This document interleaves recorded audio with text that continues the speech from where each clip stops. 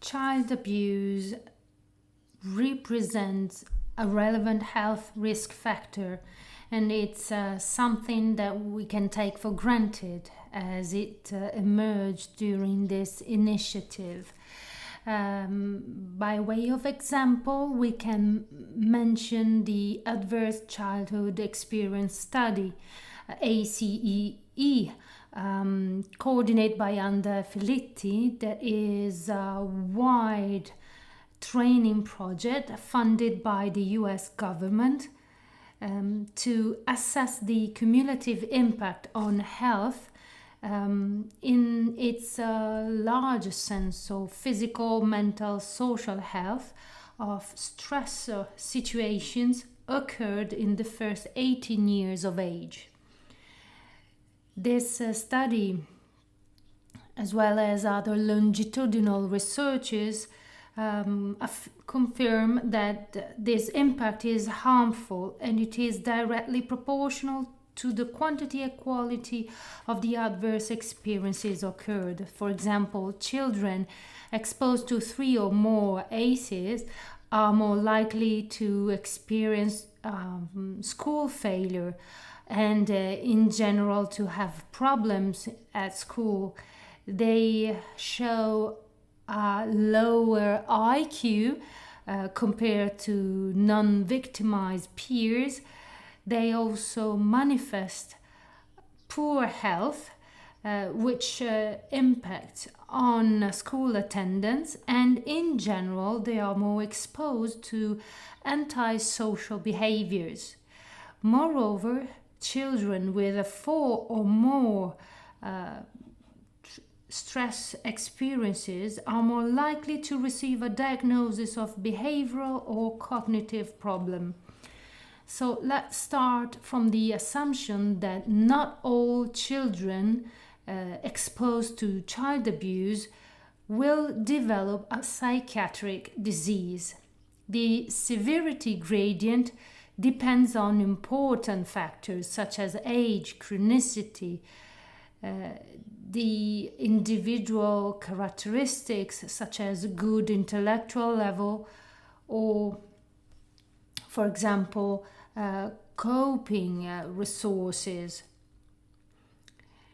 as well as the presence of a caring adult, but also the ability of the context to avoid any stigmatization and the existence of a prompt project of care addressed to the victim and to its relations.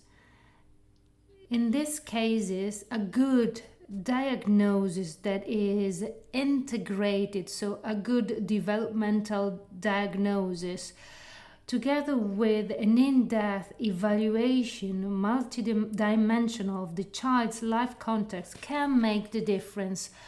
What can happen to the child when the caring relationship on which she entirely depends becomes a maltreating experience?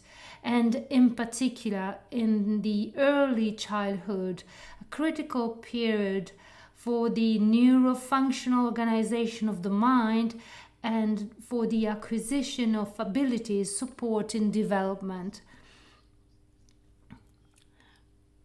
I would like to start from the fact that abuse can be considered from a clinical point of view as a disorder of the care relationship.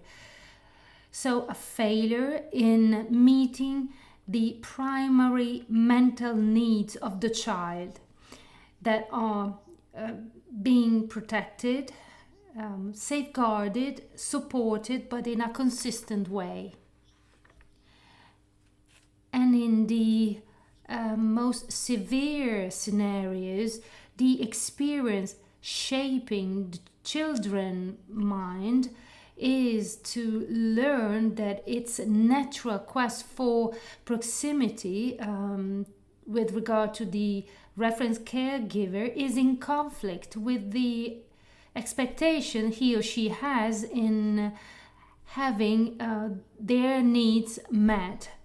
So a deficiency that can have systemic consequences on the child's development, a deficiency that is created by the inability of the caregiver to mentalize the child's needs, ability that is not only underlying a good parenting ability and that tends to be transferred from one generation to the other, but it also has effects on the growing neural structures that depends on the genetic heritage, but they are also shaped by experience.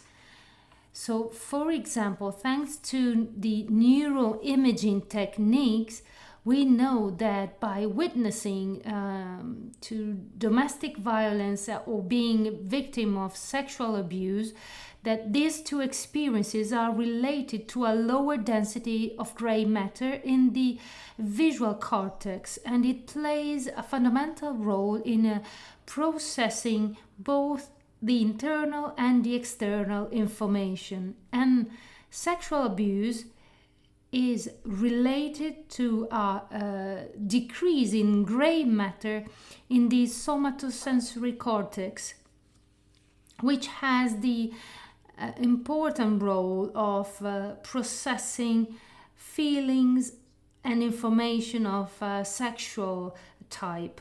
So these are recent findings which open up the understanding of somatoform disorders that are common that are a common consequence of child abuse. And what is the developmental damage? It means it refers to the fact that the child needs to deviate its own development. We can make a metaphor, the metaphor of a river that is forced to flood or to dry up because there is a lack of a feeding resource. So that's the same thing for a child. The child needs to get adapted to survive, and he or she has to switch from a growing modality that is based on curiosity, learning, based on the investment in trust. So investing their own vital energy in the surrounding environment, and switch to another mode that is a mode focused on survival. This is a psychological and biological compromise that deviates the development potential and represents the developmental damage.